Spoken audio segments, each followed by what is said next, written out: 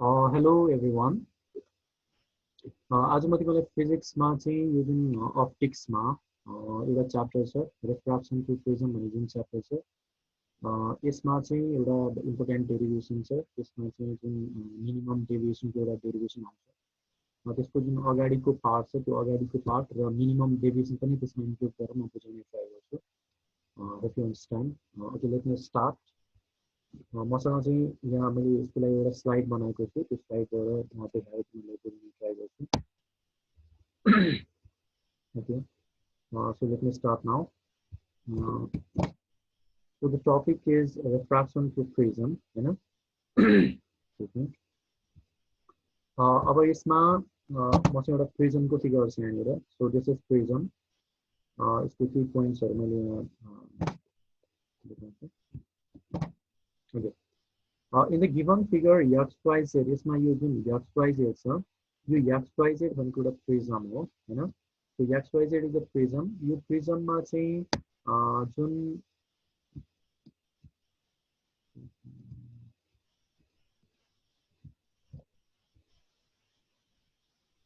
Okay यो जुन prism छ x y z भन्ने जुन प्रिजम छ यो x y z भन्ने प्रिजममा त्यो x y र x z भन्ने दुईटा जुन फेस छ x y र x z दुईटा फेसलाई हामी भन्छौं रिफ्र्याक्टिङ फेस। त्यसलाई भन्छ रिफ्र्याक्टिङ फेस किनभनेदेखि यो दुईटा फेसबाट चाहिँ लाइट पास हुने भएको हुनाले दुईटा फेसलाई हामी भन्छौं रिफ्र्याक्टिङ फेस। र जुन रिमेनिङ फेस छ त्यो रिमेनिङ फेसलाई हामी भन्छौं this is called base of the prism. भनेपछि यो जुन फिगर छ यो फिगरमा चाहिँ x y र x z यो चाहिँ रिफ्र्याक्टिङ फेस भयो भने y z लाई हामी भन्छौं so this is called y z is called base of the prism. अब यहाँ हेर यसमा mn जुन छ mn this mn is normal drawn on the first face। mn भनेको फर्स्ट फेस x y मा हामीले ड्रा गरेको नर्मल भयो।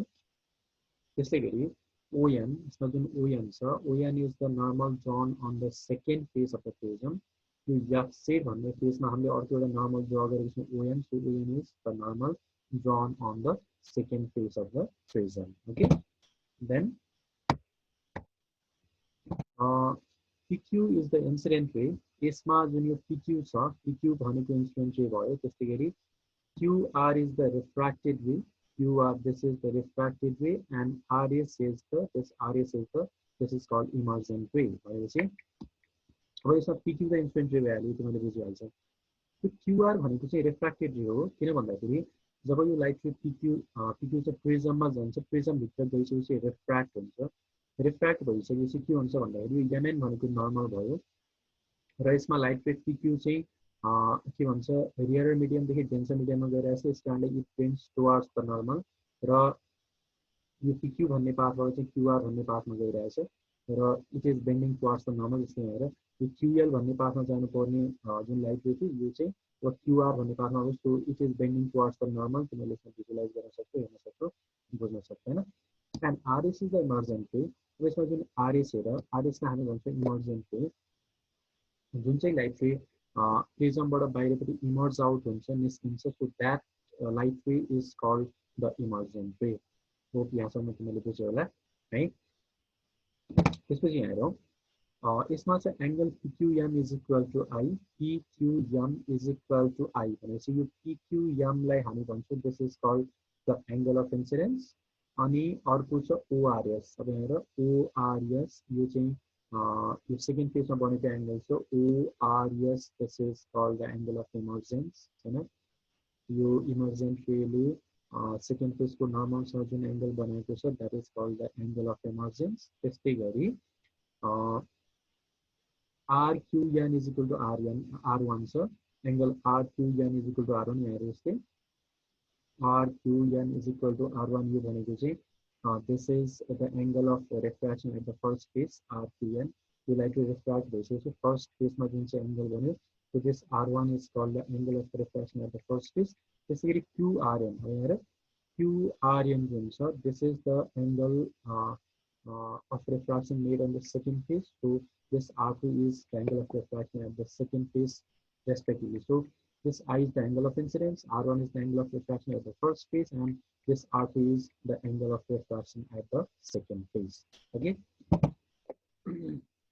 अब हामी डिफाइन गरौँ यसमा चाहिँ एंगल अफ डेभिएसन अब यहाँ एंगल अफ डेभिएसन अब एंगल अफ डेभिएसन भनेको चाहिँ के भन्दाखेरि जस्तै लाइट चाहिँ कुनै पनि पाथमा गइरहेको हुन्छ भनेदेखि अर्को कुनै मिडियममा जस्तै डेन्सर मिडियममा लाइट रे इन्सिडेन्ट भयो भने त्यो पाथमा जाँदैन अब त्यो पाथबाट बेन्ड हुन्छ ओरिजिनल पाथबाट त्यो लाइट चाहिँ के हुन्छ भने बेन्ड हुन्छ जस्तै यहाँ हेरेको त्यो फर्स्ट फेज हुन्छ फर्स्ट फेजमा चाहिँ एक्सवाई भन्ने फेजमा यो पिक्यू भन्ने लाइट चाहिँ इन्सिडेन्ट भइसकेपछि जानुपर्ने त क्युएल भन्ने पाथमा थियो तर यो रिफ्र्याक्ट भएर गयो क्युआर भन्ने पाथमा भनेपछि यसको जुन ओरिजिनल पाथ छ ओरिजिनल पाथ भनेको क्युएल हो र यसको चाहिँ रिफ्र्याक्टेड रेको पाथ भनेको क्युआर हो भनेपछि यो ओरिजिनल लाइट रे ओरिजिनली जुन चाहिँ पाथमा जान्छ क्युएल भन्ने पाथमा जान्छ र अल्टिमेटली कुन चाहिँ पाथमा जाँदा क्युआर भन्ने पाथमा गयो रिफ्र्याक्ट भइसकेपछि so the angle made by the refracted ray with the original path QL हैन यो केसमा चाहिँ QL भन्ने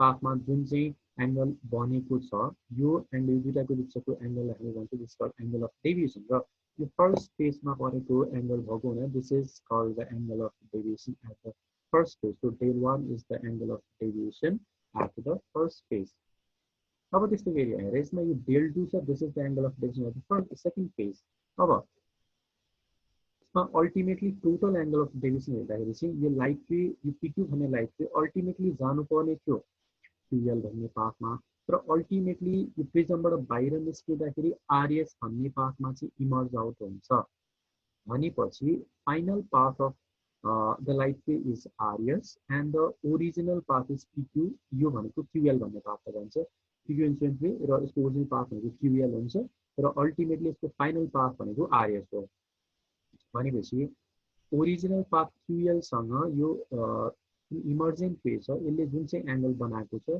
यो ब्याकवार्ड प्रोड्युस गर्दाखेरि हेर्दा यो आरटी भनेको चाहिँ यो इमर्जेन्ट रे आरएसले हामीले ब्याकवार्ड प्रोड्युस गर्दाखेरि यो टी भन्ने पोइन्टमा मिट हुन्छ so this angle made by the emergent ray RS with the original path QL of the incident ray is called this angle of deviation del this is total angle of deviation del भनेपछि del 1 भनेको first फेजमा बन्ने angle of deviation del 2 भनेको चाहिँ second फेजमा बन्ने angle of deviation र del भनेको this is the angle of deviation total angle of deviation so simply हामीले एंगल अफ डेभिएसन भने के बुझ्नु पर्यो भन्दाखेरि this is angle made by the refracted और emergent ray with the original path of the incident ray so this is called angle of deviation okay अब त्यसपछि further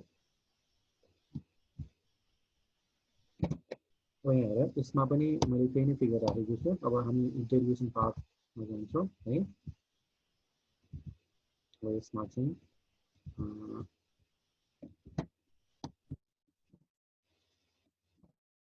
अब यहाँ हेर त यसमा एंगल वाई एक्स जेड यो फिगरमा हेर angle Y X Z angle Y X Z is equal to A यसलाई भन्छ angle of prism angle of prism भनेको चाहिँ दुईटा रिफ्र्याक्टिङ फेज एक्स वाई र एक्स जेडले एउटाले अर्कोसँग जुन चाहिँ एंगल बनाउँछ that angle is called angle of prism भनेपछि यसमा दुईटा रिफ्र्याक्टिङ फेज एक्स वाई र एक्स जेडले एउटाले अर्कोसँग बनाउने एंगल ए छ so this angle A is called this is angle of prism अब del 1 र del 2 भनेको चाहिँ this two are angle of deviation at the first and second phase भनेर चाहिँ मैले पहिले भनिसकेको छु हैन सो त्यही कुरा चाहिँ यसमा पनि इन्डिकेट गरेको छ फर्दर यहाँ हेरौँ the angle of deviation at the first phase is given by अब यहाँ हेर त angle of deviation at the first phase भनेको del 1 लाई हामी भन्छौँ angle of deviation at the first phase यो कुरा मैले अघि नै भनिसकेँ mathematically angle of deviation at the first phase कति हुन्छ भन्ने कुरा चाहिँ मैथमेटिकली हामी निकाल्ने ट्राई गरौँ जस्तै यहाँ हेरौँ यहाँ हेरेर सो del 1 भनेको चाहिँ एंगल टिक्युएन माइनस आरक्युएन हुन्छ ज्योमेट्रिकली यहाँ हेरौँ del 1 भनेको so this is del 1 angle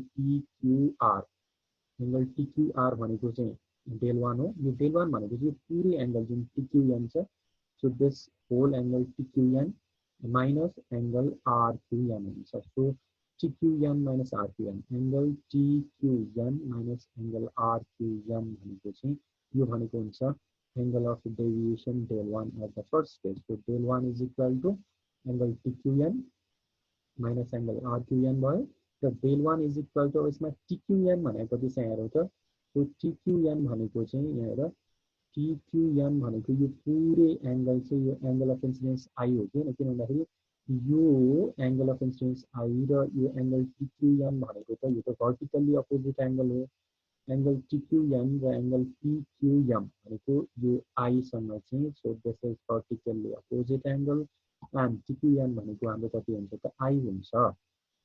अनि अर्को छ RQN हेर RQN भनेको चाहिँ so this RQN is equal to R1 also this angle of refraction at the first phase. So del 1 is equal to I minus R1 हुने रहेछ. So angle of deviation at the first phase that is calculated as del 1 is equal to I minus R1. Okay, त्यसपछि further हेरौँ.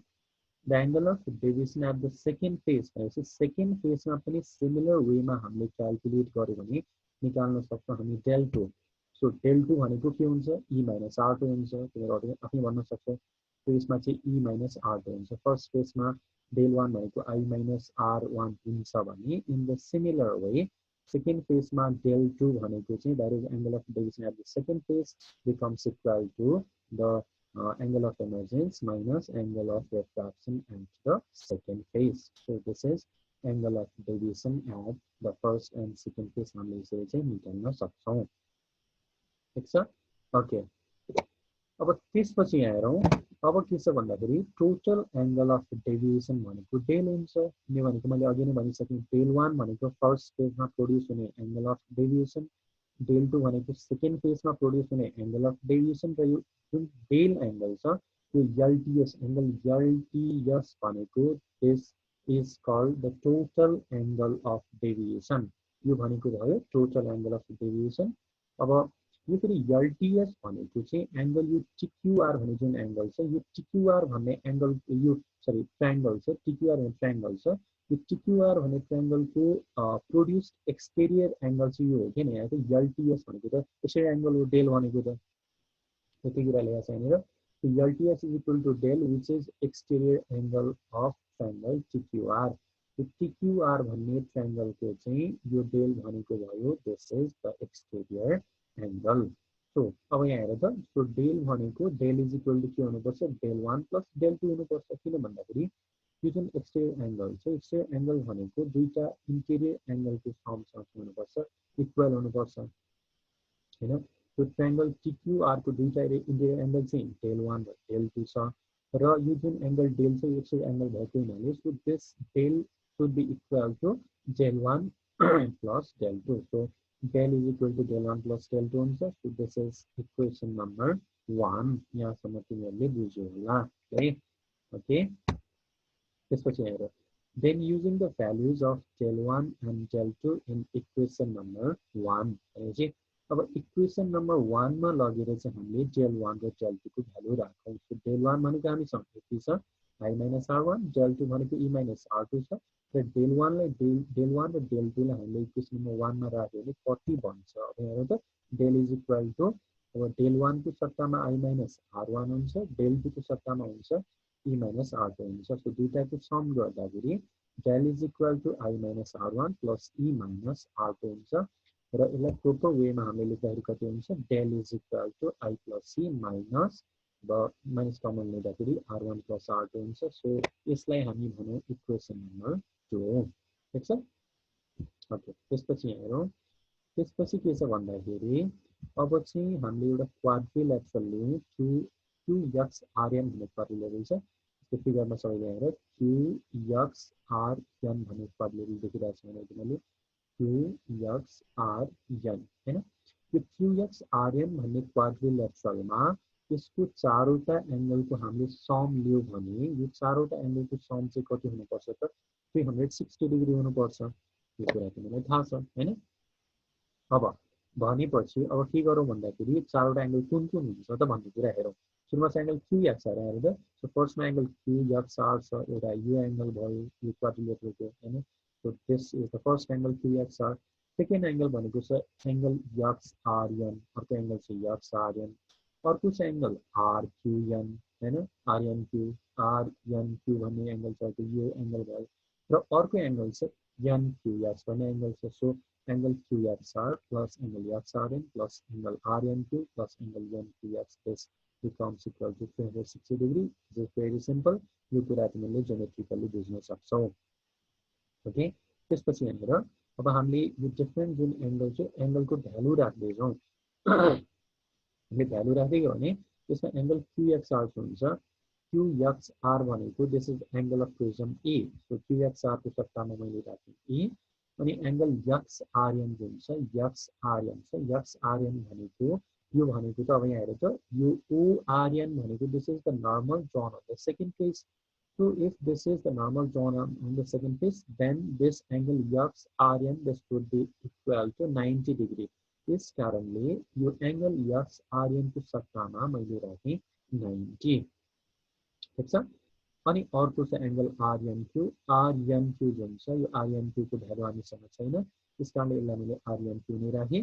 अर्को छ एनक्यूएक्स, एनक्यूएक्स, so this एनक्यूएक्स यो पनि 90 हुन्छ, किन भन्दाखेरि एमएन भनेको चाहिँ हामीले यो एक्स भन्ने केसमा ड्रा गरेको नर्मल भइसकेपछि यो एंगल एनक्यूएक्स पनि कति हुन्छ त यो पनि 90 नै हुन्छ।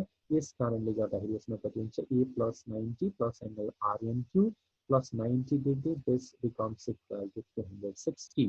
ओके, अब हेर यसमा हामी फर्दर क्याल्कुलेसन गरौँ। फर्दर क्याल्कुलेसनमा यो 90 90 180 हुन्छ 180, सो 260 minus 180 भनेको 180 हुन्छ र so e plus angle RNQ, यसमा e plus angle RNQ this becomes equal to 180 degree. so यसलाई हामी भनौँ इक्वेसन नम्बर 3, कुरा बुझ्यो। सो त्यसरी हामीले एंगल क्वाड्रिलेटरल QXRN बाट चाहिँ e plus angle RNQ is equal to 180 हुन्छ भन्ने कुरा चाहिँ निकाल्यौं। So this is equation number 3। Okay, अब अर्को स्टेपमा हेरेर अर्को स्टेपमा छ इन ट्रायंगल QRN। अब हेरौँ त ट्रायंगल QRN देखिरहेको छ यहाँनिर। सो दिस ट्रायंगल QRN, यो ट्रायंगल QRN मा यसको तीनटा एंगलको सम पनि कति हुनुपर्छ त यो पनि यसको तीनटा एंगलको सम चाहिँ 180 डिग्री हुनुपर्छ। यसको तीनटा एंगल भनेको चाहिँ एंगल QRN, लिएर angle QRN plus angle RNQ अनि अर्को छ एंगल NQR। सो यो तीनटा एंगलको चाहिँ सम भनेको हुनुपर्छ 180 डिग्री हुनुपर्छ। So this equal to 180 degree. र अब यसपछि हेरेर एंगल QRN, एंगल QRN भनेको त R2 छ, angle of refraction on the second phase, अनि RNQ भनेको एंगल RNQ ने यसको भ्यालु हामीसँग छैन। अनि चाहिँ एंगल NQR को भ्यालु हुन्छ R1। So this is angle of refraction at the first phase. यो गर्दाखेरि चाहिँ R2 plus angle RNQ plus R1 is equal to कति हुन्छ त यो this becomes equal to 180 degree. यसपछि हेर अब यसमा अल्टिमेटली हामीले क्याल्कुलेसन गर्दाखेरि R1 plus R2 plus angle RNQ is equal to 180 degree. तो यसलाई हामी भनौँ इक्वेसन नम्बर 4। ओके, अब फर्दर हेर अब हामीले के गर्न मिल्छ भन्दाखेरि इक्वेसन नम्बर 3 र 4 हेर त 3 र 4, this is equation number 3 and this is equation number 4।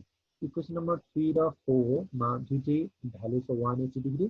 So यो दुईटालाई हामीले इक्वेट गर्न मिल्छ। इक्वेट गर्यो भनेदेखि यसमा के आउँछ त e प्लस एंगल RNQ, हेर e plus angle RNQ this becomes equal to R1 plus R2 plus angle RNQ। So e plus angle RNQ is equal to R1 plus R2 plus angle RNQ हुन्छ।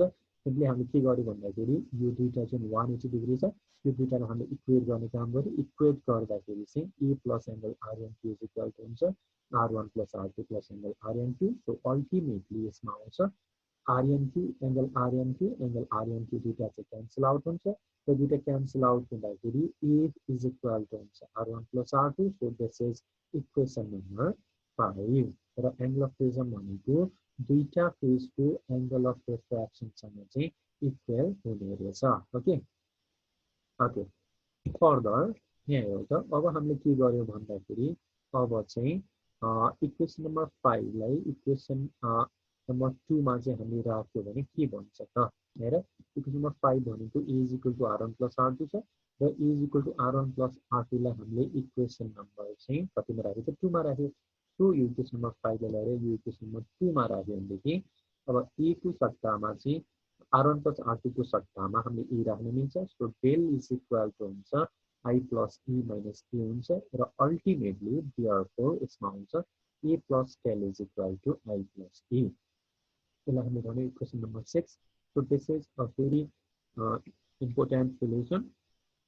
यो चाहिँ हामीलाई पछि पनि धेरै नै चाहिन्छ यस कारणले यसबाट हामीले के कुरा देख्यौँ भन्दाखेरि कुनै पनि प्रिजम छ भने त्यसमा एंगल अफ प्रिजम र एंगल अफ डेभिएसन दुईटाको हामीले सम लियो भने that is equal to the sum of angle of incidence and angle of emergence. So this is a very important expression. अच्छा okay.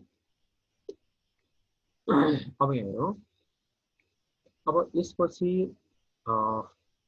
मिनिमम डेभिएसन को डेरिवेसन छ यो एकदमै important छ minimum deviation भन्ने topic किन भन्दाखेरि यसमा सोध्ने भने कि यो मिनिमम डेभिएसन को डेरिवेसन हो अगाडिको चाहिँ हामीले एज एन एडिसनल पार्ट गर्नुपर्छ यो सोध्ने भनेको चाहिँ derivation expression for refractive index for prism भनेर सोध्छ त्यो चाहिँ मिनिमम डेभिएसन एंगल अफ प्रिजमको टर्ममा निकाल भनेर सोध्छ सो यसमा एक्सप्रेसन हामीले के निकाल्छौँ भन्दाखेरि mu is equal to sin a plus tan by 2 divided by sin a by 2 भन्ने एक्सप्रेसन हामीले निकाल्छौँ र त्यो एक्सप्रेसनको लागि चाहिँ अब यहाँ फर्दरमा सम्झाउँछु र अब जस्तै हामीले अगाडिबाट चाहिँ एउटा कुरा के थाहा पायो भन्दाखेरि a plus tan equal to I plus c हुन्छ भन्ने कुरा थाहा पायो यस कारणले गर्दाखेरि अब एंगल अफ डेभिएसन भनेको चाहिँ केमा डिपेन्ड गर्छ भन्दाखेरि एंगल अफ इन्सिडेन्समा डिपेन्ड गर्छ एंगल अफ प्रिजममा डिपेन्ड गर्छ र अर्को चाहिँ मटेरियल अफ द प्रिजममा पनि डिपेन्ड गर्छ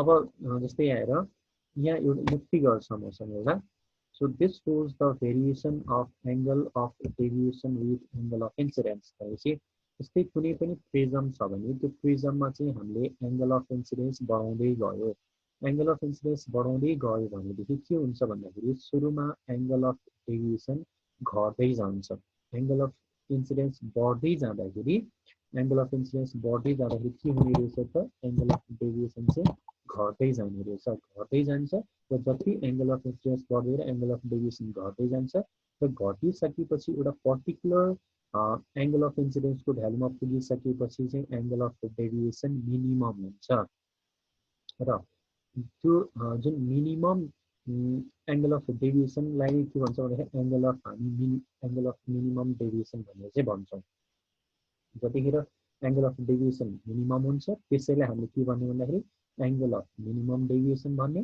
so this is represented by del M हैन यसमा डेल एम भनेको चाहिँ एंगल अफ मिनिमम डेभिएसन अनि अझै हामीले चाहिँ यो एंगल अफ इन्सिडेन्सलाई अझै बढायो भनेदेखि चाहिँ अब चाहिँ के हुन्छ भन्दाखेरि त्यो पर्टिकुलर एंगल अफ इन्सिडेन्स भन्दा चाहिँ अब एंगल अफ इन्सिडेन्स बढाउँदैन अब चाहिँ एंगल अफ डेभिएसन मिनिमम हो अब चाहिँ घट्दैन कि अब चाहिँ बढ्न थाल्छ भनेपछि सुरुमा एंगल अफ इन्सिडेन्स बढाउँदाखेरि एंगल अफ डेभिएसन घट्दै जान्छ र अझै हामीले एंगल अफ इन्सिडेन्स बढायो भनेदेखि अब चाहिँ एंगल अफ डेभिएसन घट्नुको सट्टा अब चाहिँ के हुन्छ त अब चाहिँ एंगल अफ डेभिएसन बढ्छ सो एउटा पर्टिकुलर एंगल अफ इन्सिडेन्सको भ्यालुमा पुगेर एंगल अफ डेभिएसन मिनिमम हुन्छ that is called angle of minimum deviation र त्यो भन्दा बढी एंगल अफ इन्सिडेन्सको भ्यालु भयो भनेदेखि अब चाहिँ के हुन्छ भन्दाखेरि अब चाहिँ एंगल अफ डेभिएसन बढ्दै जान्छ यस कारणले यो फिगर हेर त जस्तै यो एंगल अफ इन्सिडेन्स यो एक्स एक्समा बढ्दै गइरहेछ त्यो एंगल अफ डेभिएसन वाइ एक्सिसमा घट्दै गइरहेछ हैन अनि त्यसपछि एउटा पर्टिकुलर भ्यालुमा पुगिसके जस्तै यहाँ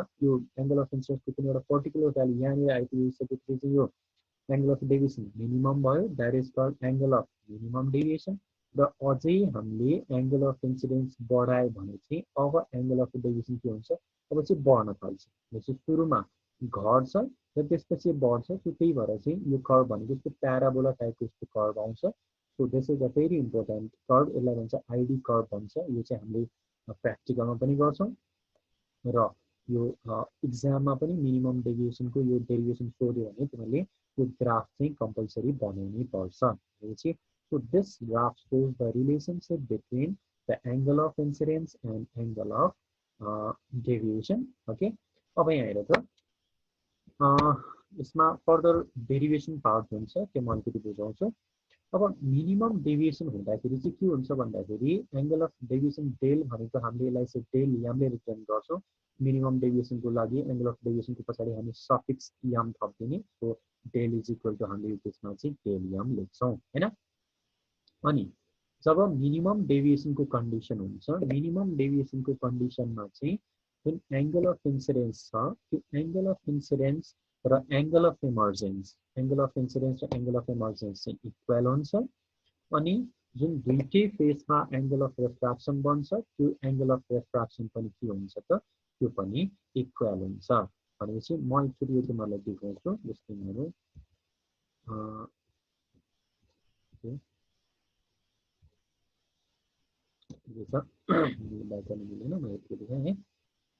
okay, so del equal to del M, I is equal to E र r1 is equal to r2 is equal to r हुने रहेछ।